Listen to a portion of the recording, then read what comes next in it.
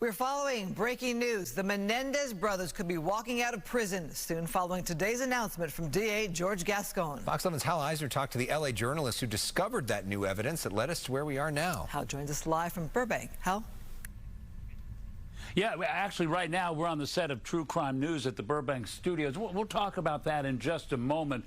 But for a lot of people today, what happened in the Menendez case was significant, especially for one Los Angeles journalist named Robert Rand. I've been waiting for this day for 35 years. For 35 years, Robert Rand has worked diligently to try and show the Menendez brothers were given a raw deal when sentenced to life in prison without the possibility of parole. There were so many people in the 1990s when the brothers were on trial that didn't believe them, thought they were fabricating their defense. But in his investigative reporting, Rand saw things differently. He got to know the family. They told me the inside story of how this was a dysfunctional family that was spinning wildly out of control. And so I spent so much time talking to them that I came to an understanding of what was really happening in the Menendez family. He came to believe that what happened to Lyle and Erik Menendez was a miscarriage of justice. The correct verdict in this case should have been manslaughter, Which Rand says would have had the brothers behind bars for 22 years if convicted.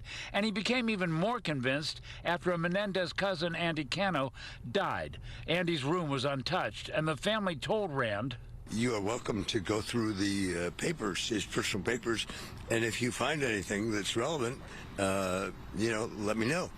And within 15 minutes, I found a letter, and that letter complained about the ongoing sexual abuse by Jose Menendez of Erik Menendez, and it was written in late 1988.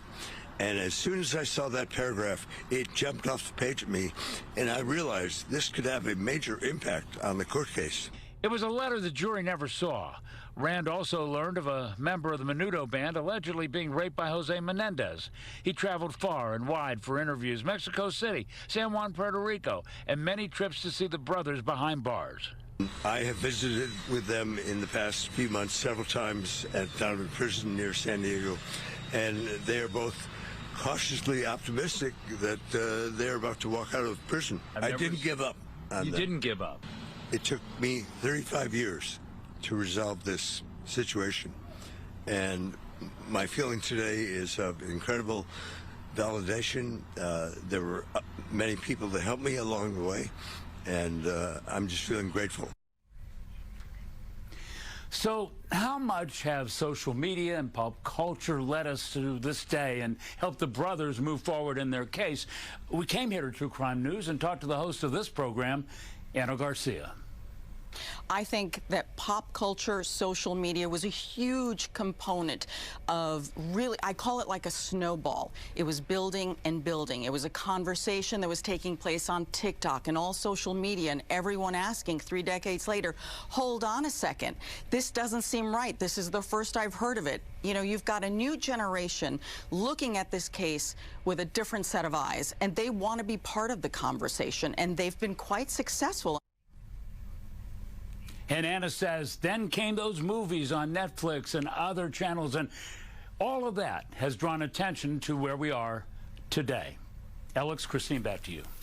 And you got the LA County DA who's 2 weeks away from the final day to vote when polls show him down 30 points. So this gets him in front of cameras as well. And so maybe it is a timing thing. Hal, does Anna, does the reporter, do they all expect the judge to go along with this? Nobody knows what the judge will do. You know, when you talk to Bob Rand, for instance, he says there are several steps and this judge could go any number of ways. So it's just not clear at this point. It's like, I guess in a way, trying to figure out tonight's lottery numbers.